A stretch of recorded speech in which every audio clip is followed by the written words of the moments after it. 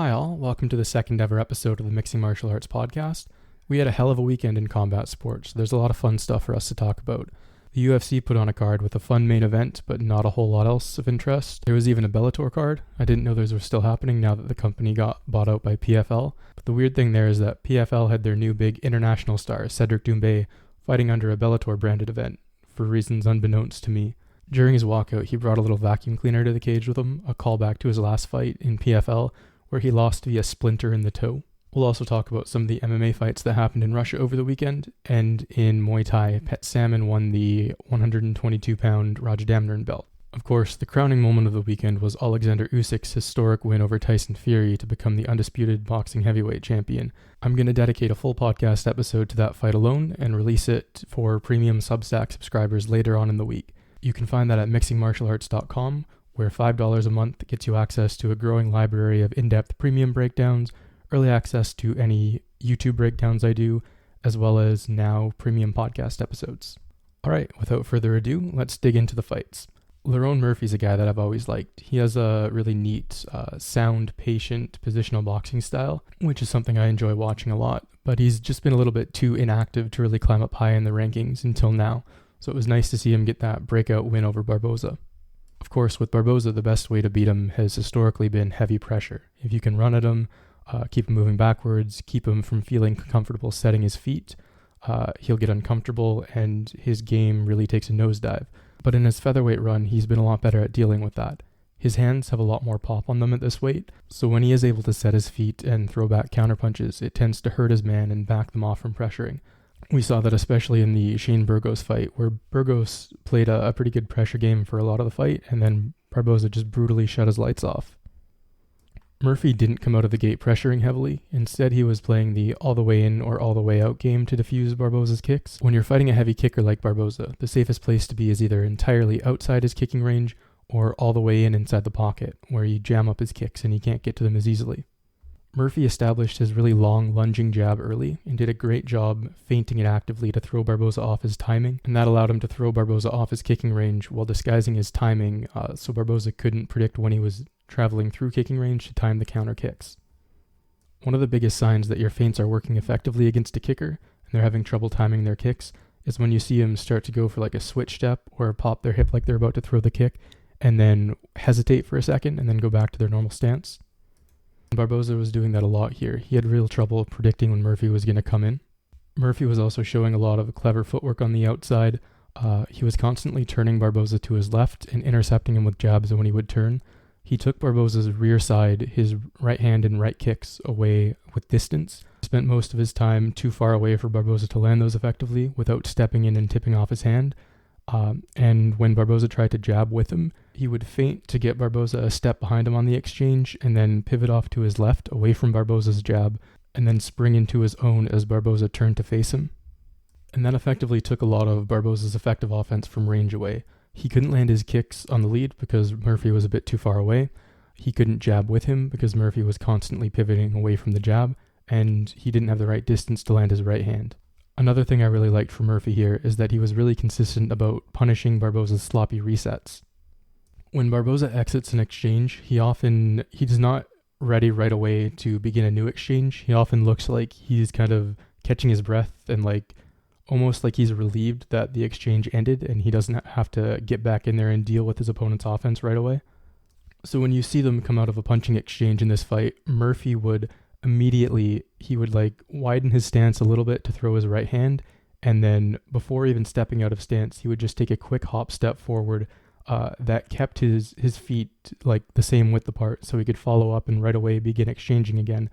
Whereas Barboza coming out of an exchange, he would get really high on his tiptoes, often kind of square up his feet, and when Murphy saw that, he would right away press back in and catch him with the lunging jab.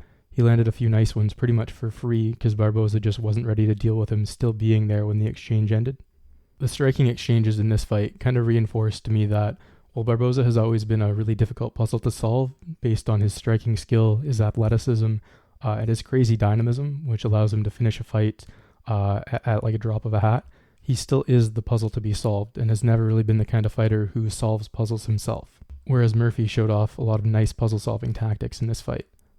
While Barboza spent long periods of the fight looking kind of lost, he also had a few moments that reminded us of how insanely dynamic he is, even at, I think he's 38 years old now and quite well past his prime.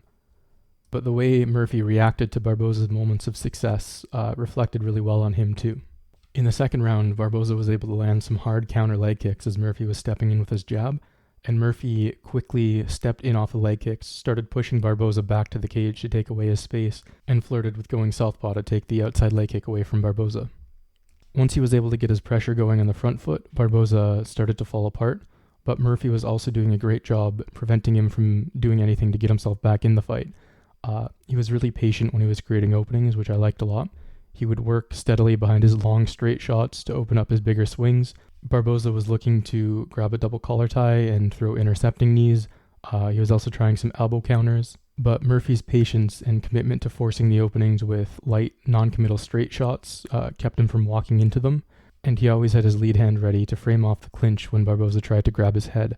There were a few moments in the second round where Murphy did some really nice work off the frame. Barboza would try and grab behind his head, but Murphy would intercept it by getting his lead forearm wedged in Barboza's jaw so he could frame him off and hit him. There were a couple moments where Barboza landed big shots to the body, and Murphy reacted really well to those too. In the third round, when Murphy went southpaw, Barboza did his little forward falling right hand, where he throws the right hand from a really long range and falls forward into southpaw to catch his momentum. And Murphy avoided it, but Barboza showed it again immediately after and landed a really hard body kick, and it visibly hurt Murphy, but he gave the exact reaction you'd want in that situation from him. He threw a shifting combination right away and started pushing Barboza back to the cage and putting on pressure to take away his space to go back to the body with his kicks. He even started bringing his lead leg up from southpaw to cross-check the kick, and Barboza wasn't able to land that clean open side body kick again for the rest of the fight. There was another moment in the fourth or fifth round where Barboza hurt him with a really clean spinning back kick to the body, but Murphy immediately ducked in for a takedown and got it while Barboza was still recovering from the kick.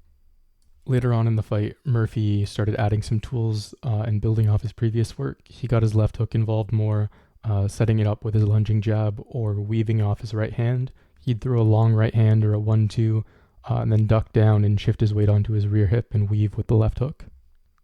He also showed a couple nice looks off those little side kicks to the leg from southpaw. Always a nice one against a heavy kicker like Barboza because they prevent him from settling his weight onto his lead leg and throwing the hard rear kick. Murphy would toss them out as little throwaway shots just to keep Barboza from stepping in comfortably, but he'd also pick the leg up as if to throw the kick and then step in behind it with a left hand or duck into the clinch. He hit a nice throw by in the later rounds by using those little side kicks to set up an underhook entry and then just throwing Barboza by to the back. It was a really nice, classy performance for Murphy. He did a great job navigating Barboza's heavy kicks and keeping the fight at a range that would be advantageous to him.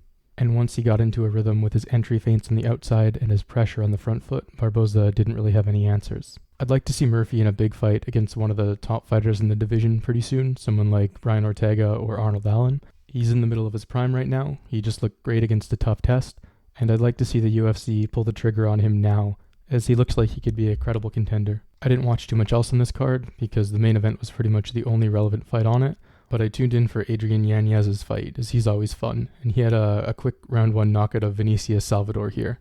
I haven't seen Salvador fight before, but he has kind of a Taekwondo style with that wide-bladed stance.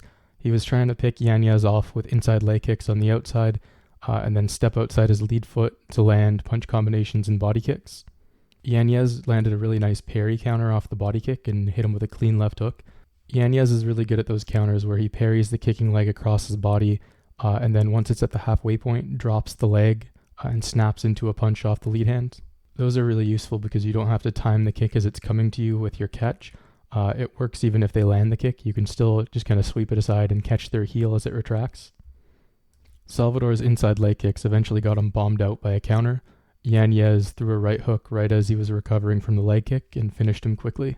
It's interesting because Jonathan Martinez just dominated Yanez with those southpaw inside leg kicks in his last fight, and Salvador trying to go for them got him knocked out here. But I don't think it's down to any big change Yanez made, so much as Salvador just not being nearly as astute a leg kicker as Martinez. The southpaw inside leg kick can be really tricky because you don't have your shoulder in the way when you're throwing it. So there's a clear lane for the opponent to step down the middle and land their rear hand. When two orthodox fighters are fighting, you can kind of get down behind your lead shoulder when you're throwing the inside leg kick, And on the rear leg kick, the outside leg kick, as you're recovering, you can cover your chin with your shoulder. But with the southpaw inside leg kick, the opponent's right hand has a direct lane to your chin. So there's basically three main ways to keep yourself safe when you're throwing it. You need to either punt their leg out of their stance so that they lose their balance and can't counter you with a punch, or throw it and recover quickly enough to deal with their counter, or you can time it at a time where they're not able to hit you, like when you have a dominant angle or when they're in the middle of a step in. Yanez's counterpunch here was interesting in that he didn't really step directly down the middle. Instead, he kind of let the kick land and like rode out the momentum. He let it just kick his leg out a little bit and went with the kick's momentum to spring into the right hook. Curtis Millender used to do that really well, where somebody would boot him out of stance with the inside leg kick, and he would just kind of let his leg fly out and hit them really hard off his rear hand side, and it always caught guys by surprise. It's about the only thing I remember Curtis Millender being really good at, but I think he got a couple knockouts or hurt a couple guys in his UFC run with it. Salvador's willingness to step in with punching combinations, I think, actually kind of hurt him here. If you watch Yanez's fight with Jonathan Martinez, he's baiting Yanez to step forward and timing his step forward with the inside leg kick, so it lands when Yanez isn't in a position to lift his lead leg up and check it. He would also let Yanez step forward and try to get his lead foot outside Martinez's, and then Martinez would pivot off to an inside angle where he could land the kick kind of freely without threat of a counter. But since Salvador was often stepping outside the lead leg and trying to do that stuff himself, Yanez didn't have to run himself onto the kicks. He could just stand back, keep his weight on the rear foot so he could lift his lead leg up to check them, and then wait for Salvador to step outside his lead foot so he could throw his counterpunches. Salvador's stance and kicking form also kind of enabled the knockout to happen, though that kick is hard to throw from that really wide, deep-bladed stance, since it takes a long time to recover. When your stance is so wide and you stand with your lead foot turned so far to the inside, then you have to pivot all the way back around when you're recovering from the kick after throwing it. It's just a lot longer ways to go and the opponent has more time to step in and hit you. He also threw it as kind of a sweeping kick that comes in from the side with hip rotation, which also lengthens the recovery time on it. A good tactic with those southpaw inside leg kicks, especially in an MMA fight where gloves are small and you're worried about punch counters, is to throw it without much hip turn at an almost straight up angle. So instead of like sweeping in from the side, it comes up on an almost straight diagonal. It makes it really easy to recover from, and you can target the inside pocket of the knee to it, which has a lot of balance breaking power. The lower you kick on the leg, the more balance breaking force it has. If you hit somebody in like the middle of the thigh, it'll do damage, but it's not going to punt them out of their stance as easily. But the inside pocket of the knee is a spot that's not protected by a lot of like muscle, so it's easy to do a lot of damage there, and it's also low enough that it'll punt them out of stance pretty easily. And with those kind of straight upward rising kicks, you can really get some lift on the leg and like knock them out of their stance. A good example of those kind of kicks is Moicano's fight with Kelvin Kattar. He was consistently catching him with the inside leg kicks right in that inside pocket of the knee, and his leg would fly up, and he would immediately be stopped from like pressing in and trying to put hands on Moicano. Another good example of these kind of kicks is in Kenyubon Porlakbun's last fight in Rajadamnern World Series. He won the 112-pound Rajadamnern Championship, and he finished his opponent in round 1 with those kicks. It was, I think, a southpaw versus southpaw matchup, so they weren't inside leg kicks, but he was doing the same kind of thing from the outside with those almost straight rising kicks. They come on very fast, they're very hard to see coming and react to, and in Kenyubon's fight, his opponent was actively trying to check them, but he couldn't time them properly, and they still have enough power to get the guy out of there in the first round. Next up, we have Cedric Doumbe's fight over in Bellator against Jaleel Willis. I'm not familiar with Willis, but he was pretty obviously a big step down from Doumbe's last fight against Baisinger Chamsudanov, who's a very interesting prospect and a solid fighter himself. This was only Doumbe's 7th fight in MMA. He transitioned in 2021 after a lengthy kickboxing career and dominating Glory's fairly strong welterweight division for quite a few years. He looked really good. I think Doumbe's adapted his style to MMA quite intelligently. He's always been a heavy puncher in kickboxing, and he has really doubled down on the pressure counterpunching in MMA. He stands with really low hands, and he's heavy on the front foot, and that's kind of an adjustment to let him deal with the wrestling. Obviously, the low lead hand lets him catch an underhook when guys go to shoot in, and standing really heavy on the front foot keeps him ready to immediately push off that leg and sprawl his hips back when guys shoot a takedown on him. If your weight's in the back foot, it can be difficult to push off the lead foot and sprawl in time, or to hip in and provide the counter pressure that like stops their initial shot and gives you time to get in a crossface or get your hips back. So Doumbe's stance is kind of adjusted to shortcut that takedown defense and let him put barriers in front of his opponent's shot right away. He also really actively changes levels with his opponents. Whenever they drop their level, he mirrors it. He's often showing level changes just to put his shoulder in front of the opponent when they shoot, or to give him access to a down block. And he also uses that front foot stance to bait out counters. He has his hand low and he'll like hang his head out with his weight over the front foot, and his opponents see that, and it looks like his head is undefended. So it encourages them to lash out and give them opportunities to counter. And with your weight leaned so heavily over the front foot like that, it's kind of presenting a false distance, because however far from your opponent your rear foot is, you have all that room to pull your head back and make the shot miss. Doumbe is also really good at baiting out those counters and slipping inside or outside with them with counter overhands. We got to see a little bit of his takedown defense in this fight, not too much because Willis was taking really bad shots from very far away. But at one point, Willis got in on a high crotch, and Doumbe cross-faced, stuffed the head inside to a single leg, and sprawled his hips back with a whizzer. It was a little bit slow, but he looks well-trained, and he's obviously doing the right stuff. So it's very encouraging so far. His takedown defense and bottom game also looked really good against Beisinger Cem Sudanov. He's a much better wrestler and top player than most striking prospects face so early in their careers, and Doumbe was handling it quite well as long as the fight lasted. He got taken down a few times in the first round against Baki, but he took a butterfly guard and used that to stand up. And after the first round, he did a great job dealing with the wrestling, and looked like he had Baki in trouble if that fight hadn't have ended with a sliver. The big challenge for Doumbe is going to come when he fights somebody with much stronger, more insistent wrestling, who can force him into chain wrestling exchanges and get past his first layer of defense. We've seen that he knows what to do on the initial shot and he's good at blocking it, but he's likely a lot more vulnerable in extended wrestling exchanges when his first option doesn't allow him to break contact and he has to go to his second and third layer of wrestling defense. The other thing that could cause him some problems is that he devotes so much of his stance and movement patterns to stopping the shot that somebody who can punch in transition really well and fake the shot to come up with strikes could give him problems with the low lead hand, how quick he is to change levels. You can get him changing levels onto like a knee or an uppercut or something like that. And it doesn't need to knock him out or seriously damage him even. If somebody can just get him worried about those strikes, then it opens up much easier routes onto his hips. It'll also be interesting to see how Doumbe's own offense opens up as he gets into more challenging fights and has to get kind of in deeper striking exchanges. Up till now, he's mostly been able to bomb guys out with counter overhands and hasn't really needed to dig too deep into his repertoire. He was a really crafty leg kicker in his kickboxing days, but he hasn't used those too much, obviously as he's worried about the takedown. But it'll be interesting to see that kind of high-level striking game in MMA as he fights increasingly better strikers and we get to see him countering more advanced tactics. A lot of people have made the point that the UFC dropped the ball on not signing Doumbe since he has the potential to become a big star, but the UFC clearly doesn't give a shit about creating stars at this point, and they've made it pretty clear that they're not willing to shell out a lot of money for top talent unless those guys come in on 12K contracts and work their way up to the top through Contender Series or whatever.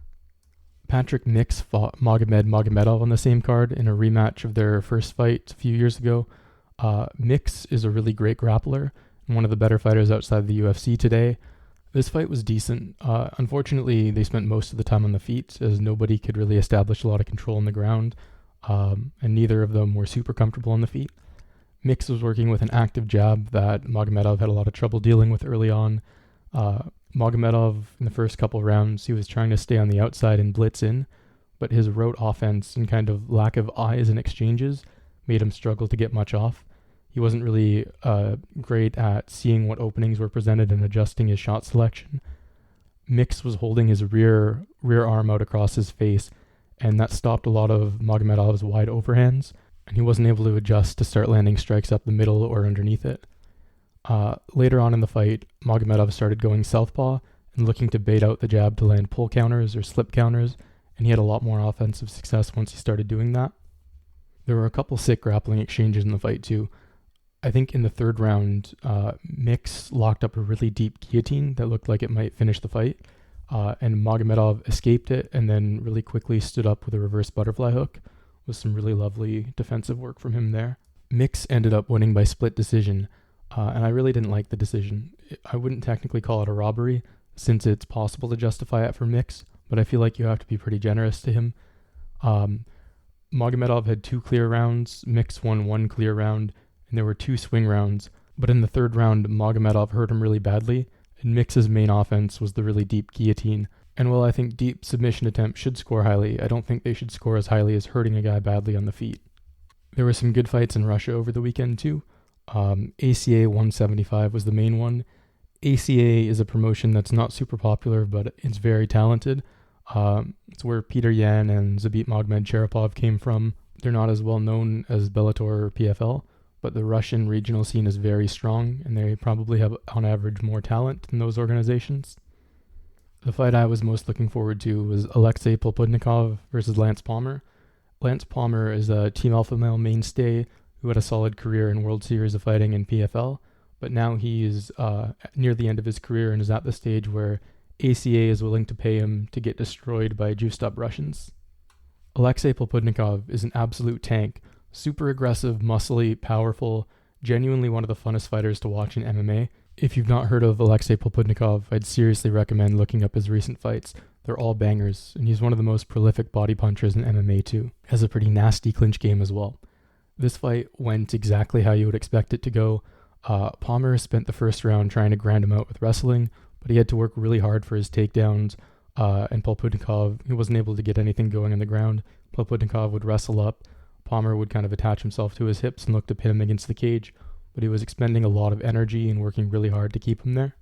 In the second round, Palmer was already tired, and Popudnikov didn't give him an inch of space. He walked him down, staying in his face right from the beginning of the round.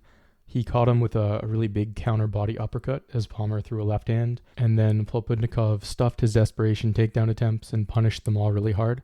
He's always been really good at that, punishing wrestlers for failing shots on him. As soon as he sprawls on them, he's pushing their head down, feeding them uppercuts, waiting for them to try and pop up so he can hit them with big right hands, etc. He did that to Palmer here, just controlling his head and peppering him with shots as he tried to recover, and quickly finished him off. I think the strike that actually finished him off was a headbutt, but nobody cared because Palmer isn't Russian, and he was pretty obviously done anyway, so they just completely ignored it. There was another cool finish in the ACA card from Roman Ogolchansky against UFC vet Levon Makishvili. This fight only lasted a couple minutes. Ogolchansky was fighting behind a probing lead hand and using really active, wide circling. He circled toward Makishvili's lead hand along the cage and then feinted his rear hand, and it drew Makishvili into firing off his own rear hand to counter. Ogolchansky used that to land a step-up kick to the liver with his lead leg as Makishvili's right hand left his ribs. He dropped him with the liver kick and then got on top. And as he was punching from full guard, Makishvili went to wrap his arm around his head like he was going in for a guillotine, but Ogolchansky locked down the grip and pushed his weight forward, so he had kind of an arm triangle grip, but from full guard, and Makishvili had kind of a loose open guard, and Ogolchansky just climbed up his body and forced his hips and shoulders through, so the guard ended up kind of just around his legs, leaving Ogolchansky with a full guard, but with his hips pinned underneath and no real control of Ogolchansky's body, and he was able to finish the arm triangle from full guard like that. Not one you see too often. The last MMA fight I want to talk about was from Octagon 58, Murad Ibrahimov against Amanulo Yuldashev. Murad Ibrahimov is an interesting prospect. Shout out to friend of the show, Fedor's nephew on Twitter, for pointing him out to me. Ibrahimov is 22 years old. He's an IMMAF world champion, the amateur MMA organization Muhammad Mokayev comes from, and he's currently 3-0 in MMA. He took Yuldashev down with a really sick obviv throw. That's one you see from Russians a lot, where they, in the clinch, they stick their leg inside their opponents like they're going for an inside trip, but then grapevine the leg back from the outside so their instep is pushing in on the calf, and it allows them to hit really neat high amplitude throws where they're just sucking the base leg out from underneath them while their upper body tosses them. Islam Makhachev had a couple neat obviv throws from his pre-UFC days.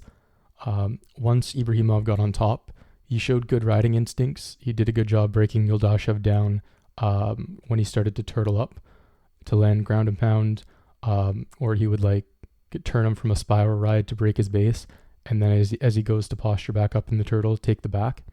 and he was able to finish him off with ground and pound pretty quickly from there. Ibrahimov has freestyle wrestling experience, and he seems at least somewhat comfortable on the feet, with decent kicks and knees. He looks like a solid prospect, and I'll be keeping an eye on him going forward. Finally, we have some Muay Thai fights to talk about. Petchsaman or Salmon Garment fought Panthep VK Kaoyai for the Rajadamnern Stadium 122-pound belt. Petchsaman was originally supposed to fight Compet Fairtex for the title, but it looks like Compet must have pulled out. This fight was for the title that Petchsaman was just stripped of. In my last podcast, I covered Petchsaman's fight with Kunsuklek, in which he got knocked out, challenging for the Rajadamnern 118-pound championship, and he was the champion at 122 pounds. So when he lost at the lower weight, they stripped him of his 122-pound title. Petchsaman and Panthep have fought twice before in the last couple of years, with both winning one each, but Petchsaman totally dominated here and put on a really great show. He picked him off with open side rear kicks on the outside. Petchsaman has a lovely southpaw body kick, and as Panthep closed distance and tried to push forward past the kicks, Petchsaman would land counter knees and elbows. Petchsaman does a really good job pairing his rear kick and his rear straight together, not just by showing the straight to get guys slipping into the kick, but he uses some neat little footwork tricks to make opponents think one is coming while he's landing the other. He'll use that little dart move that you see a lot from MMA fighters, where he throws a light rear straight and at the same time brings his rear foot up to square so he can push off and angle out to the side, and he'll use that to set up his rear kick. He also throws both the rear straight and the rear kick off a split step. A split step is when you suddenly widen your stance, first by stepping back into the ball of your rear foot and pushing off with it to step forward with your lead foot. It lets you transition right from an upright, lazy stance where you don't look immediately threatening, right into an athletic stance that you're immediately ready to strike out of. So it can catch guys unaware when you kind of lazily move around at range and then suddenly take the split step and are immediately ready to spring off the ball of your lead foot into a big punch or kick. And by throwing both the rear straight and the rear kick off the split step, it hides them together behind a similar preliminary motion. So when the opponent sees the split step, they'll have to guess at which one is coming. Panthep's knees were his best strikes in the fight. He didn't land a lot of them, but he had some success distracting Petchsaman with punches and stepping forward into knees. He landed a couple good ones after following the retraction of his kicks, or after flashing a couple punches in his face to get him slipping offline, and then stepping in with a knee while he was worried about defending the punches. For a little bit in the third round, Panthep seemed to be building a bit of momentum, but Petchsaman quickly hurt him with a really nice sequence of pairing his punches and kicks together. He landed his split step straight and then a hard kick to the arm. Then he went upstairs and landed a kick to the head while Panthep tried to lean back but couldn't quite get his head back far enough. And then as Panthep rushed in to try and pressure past the kicks, Petchsaman speared him on a straight left that rocked him. There were a few neat tricks Petchsaman used to enforce his distance and create space to land his rear kick. As Panthep came forward, Petchsaman would reach out with both hands and pin his hands in his guard, preventing him from punching while Petchsaman pivoted off and broke the line of attack, forcing him to stop and turn with him. And then Petchsaman could get his distance back and land his rear kick. He would also often teep the thigh to prevent Panthep from closing in on him quickly and prevent him from transferring weight to the lead leg, so he could get space to land the heavy rear kick. There was one moment early in the fight, too, where he threw a teep to the leg and Panthep immediately teeped back to counter it, and Petchsaman just slid back to make it fall short and countered him with a body kick. He also did a really nice job of using subtle bouncing entry feints while he was backing up to prevent Panthep from closing in on him too fast. He threatened him with counter punches and the counter elbows and knees, and then occasionally he'd bounce in like he's about to throw a counter, make Panthep stop for a moment, then just bounce out and regain his kicking distance. Petchsaman looked excellent and ended up winning a dominant 50-45 decision. Interestingly, he kind of took his foot off the gas in the fourth round and looked like he was about to ride out the decision win without being very active. You see this a lot in Muay Thai when somebody takes a lead. But in the fifth round, he came forward again and kept beating Panthep's ass. Even near the end, when Panthep kind of danced off, like to signal that he was done, Petchsaman kept throwing hard kicks at him. I wonder if something pissed him off or if he was just trying to be more active and entertaining for the Rajadamnern World Series kind of format. Petchsaman is now on a 6-fight winning streak with wins over top fighters in Decho and Dieselek, and he's number 10 on my pound-for-pound list currently. Since Petchsaman just got stripped of the Rajadamnern 122-pound title right before Petchsaman won it, I imagine we'll probably see them fight before too long. The last Muay Thai fight I want to talk about is Nunglanglek Jitwangnan versus Rungkit Bor Rungrat. Both these guys are former stadium champions that are a bit past their best now, though Nguyen Lang Lek has had a good run recently with 3 stoppage wins in a row, including a first-round leg kick finish over Rungkao or Sanprapai, who's pretty solid. I was a really big fan of Runkit several years ago when he was at 130 pounds, but he's been pretty spotty and inconsistent since moving up to 135 and beyond. He used to use his length really well at lower weights with a flicking jab and leading guys onto counter knees when they'd step in past his jab, but his jab wasn't really set up to close distance or lance guys from range. It was more of like a flicking tool to extend distance against guys that work best against shorter guys. And now that he's fighting guys who are pretty much always similar in length or longer, he's become mostly a kicker, which he's not anything too special at. This fight was another quick finish from Nguyen Lang Lek. He stalked Runkit back to the ropes, using his round kicks to herd him in place, or waiting for Runkit to throw a kick to stand him in place, and then stepping in with big elbows. He ended up dropping him with a huge elbow a minute or two into the fight, and then as soon as he stood up, he just knocked him clean out with another elbow. One of the challenges to landing elbows is solving the range issue, as they're a much shorter range strike than most, but by pressuring a guy back to the ropes like Nguyen Lang Lek did Runkit here, you take away the space that they have to retreat, and can more easily step in and land the big elbows.